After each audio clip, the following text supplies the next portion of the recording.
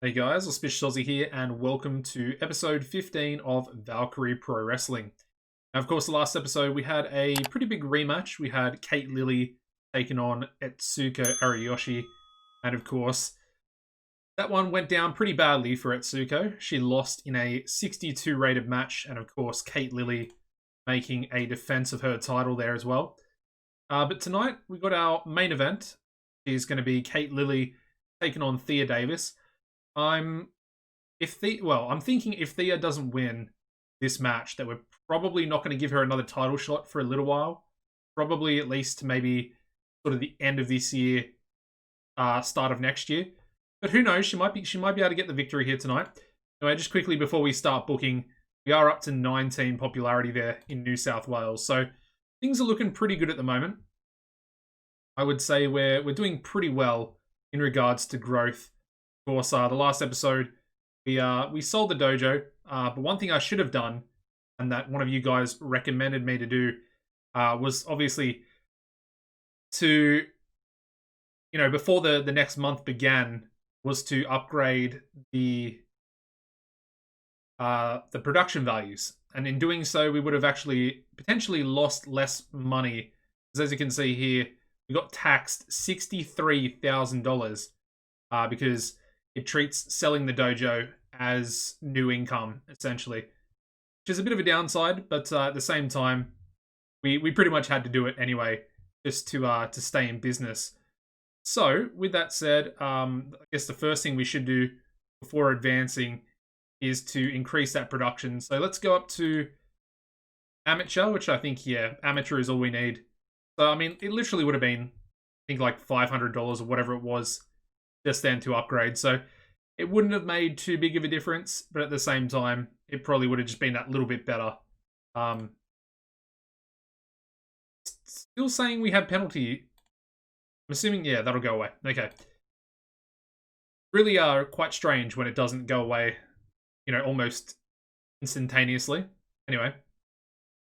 Just double check. Yeah, we're in Sydney again. Of course, it is our sort of home region or home area.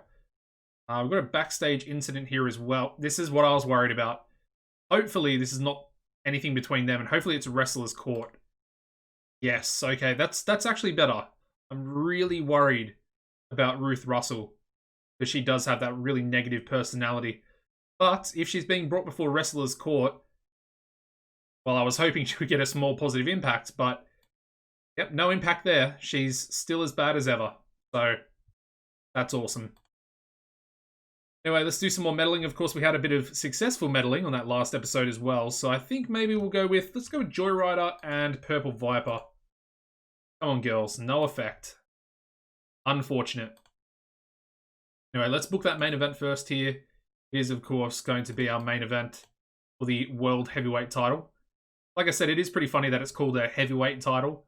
But it's more just the, I guess, prestige, in the name of being a heavyweight title. The men have kind of had that for quite some time. And obviously, we're an all-women's company, and the women want to essentially try and take back what it means to be a proper world champion. Anyway, Lilly, Thea Davis.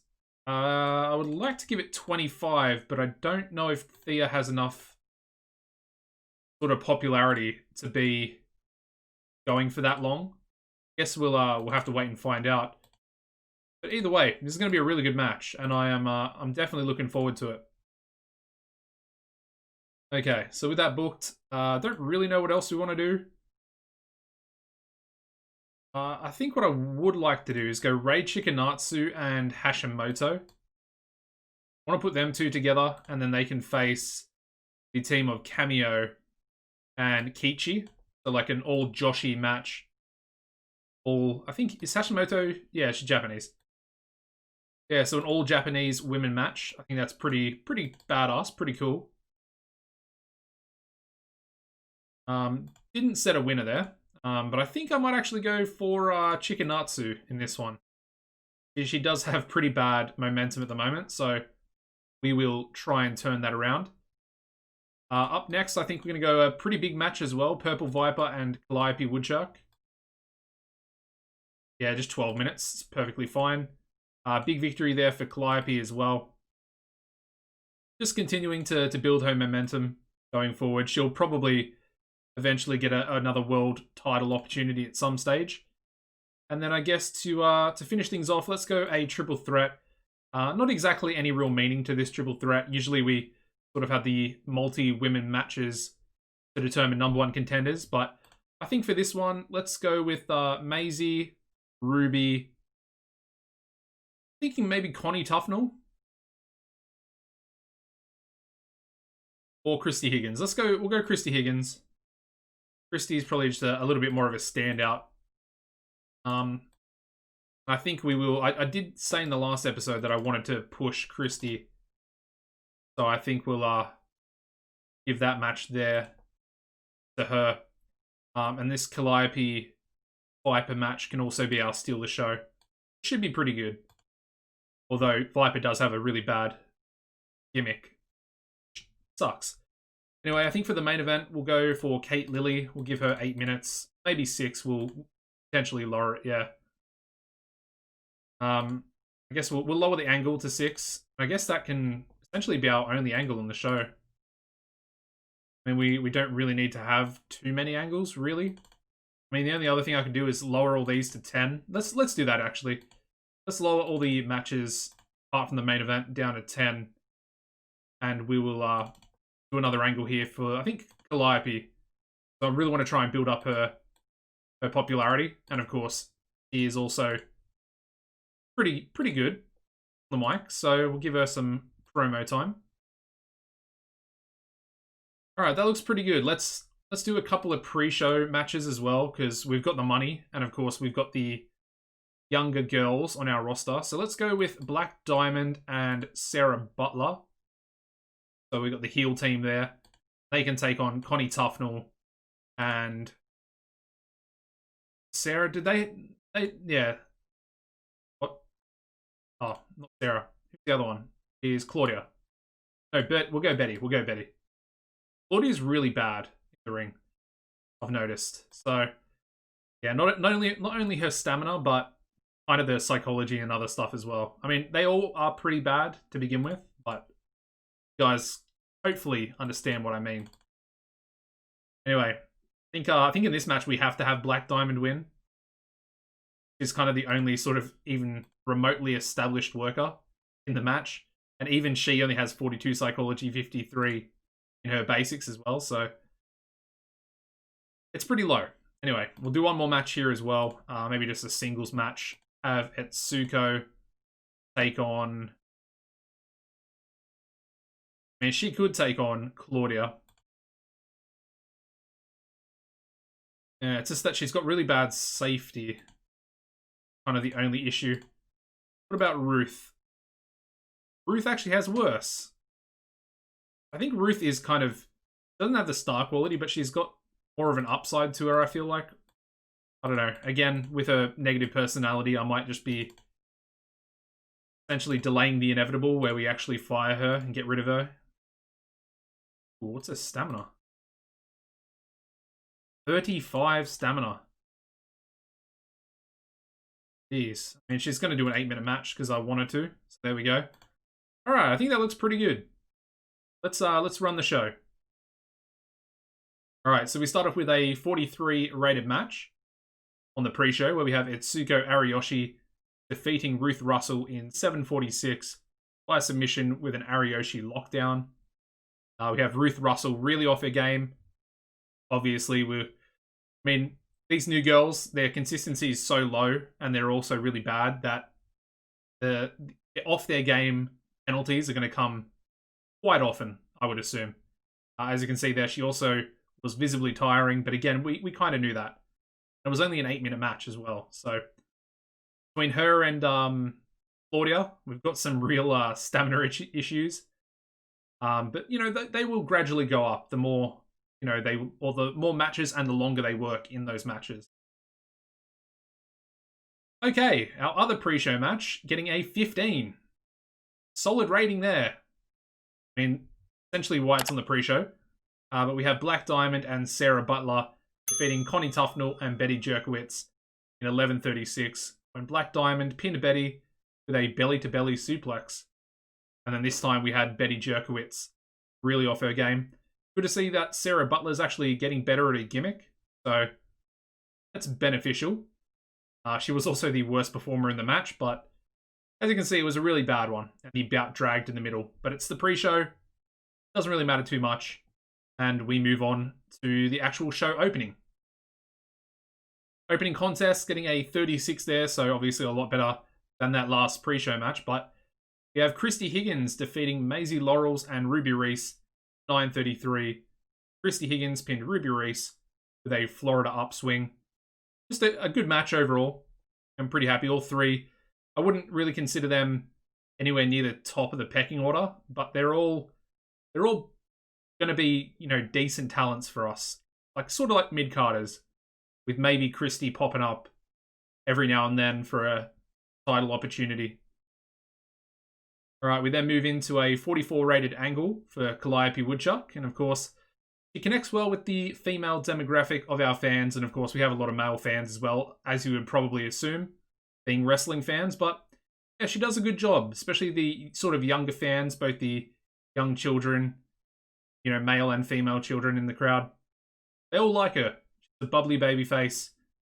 And of course, she goes into a match here, getting a 48, where she takes on and defeats the dastardly Purple Viper in 10-11, sorry, by pinfall with the La Madristral Cradle. Still trying to pronounce that. Getting a little bit better, La Madristral.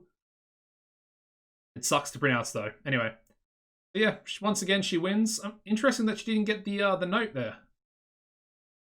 That she yeah, does well with the female demographic. Usually, whenever she wins, that comes up. Strange. Anyway, another victory there for Calliope. And she's really building herself up to hopefully get that world title shot. Alright, we then go into tag team action, getting a 41 here with Rei Chikanatsu and Yu Hashimoto. They defeat Aki Kamio and Kichi Oshizuki in 9:41. And Chikanatsu submitted Kichi with a blue crab surprise. Pretty good match. And we actually have Rei Chikanatsu and Hashimoto showing excellent chemistry teaming together. So that could actually be a real good tag team for our division. Because the tag belts are the next ones coming in. They will actually be coming in the next maybe next episode, actually. But yeah, as you can see in this match, we had Chikanatsu, Kamio, and Mochizuki all really off their games. So all three of them, apart from Hashimoto. Pretty funny, but obviously not great. Anyway, we move into a 46 rated angle. Very, very decent from Kate Lilly here. Her angles are kind of better than Etsuko's, but Etsuko's matches are better than Kate's, if that makes sense. So yeah, as you can see, she improvised well. Basically says that she's beaten Etsuko and Thea Davis is just not on the same sort of level as her. Match itself does about what I expected. Obviously, it's not going to be a 60 plus rated match because it doesn't involve Etsuko, you know, being in there with Kate Lilly.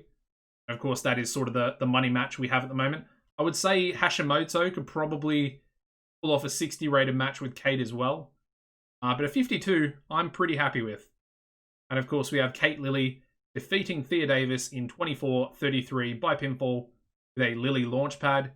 And of course, we have Kate Lilly making defense number 2 of the VALPRO World Heavyweight title. Yeah, good stuff. Like I said, 52 is about what I would expect from this match. And yeah, I mean, a 38 in-ring there for Thea and a 53, which is about solid enough for our world champion, Kate Lilly. All right, so we end the show. We get a 50 overall rating for Thunderground. I think it was a pretty good show overall. Obviously, this pre-show match looks absolutely terrible. But at the same time, I mean, look who's in the match. Even Black Diamond, like I said, she was the most experienced in that match.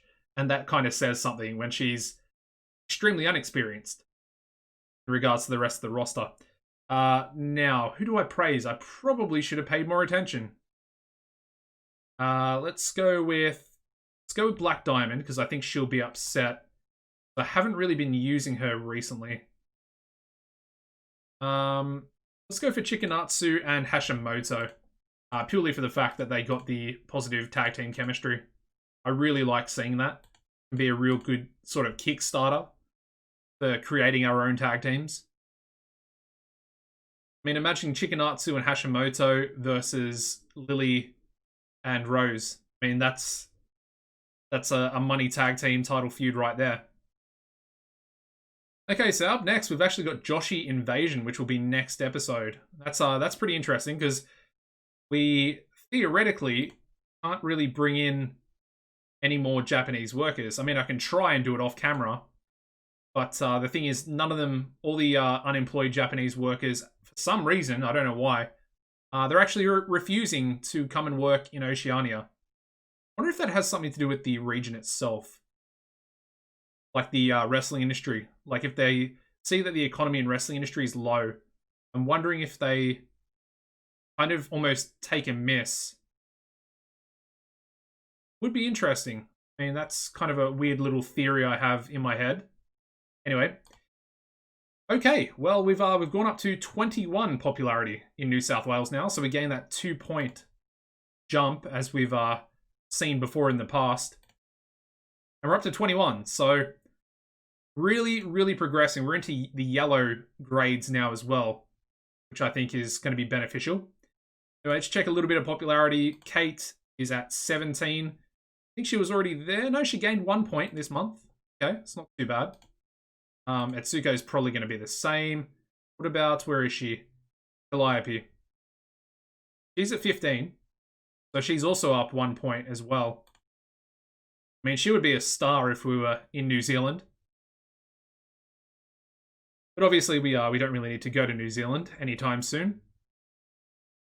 What about Thea? Thea's still at 12. I think she was already at 12 from what I remember.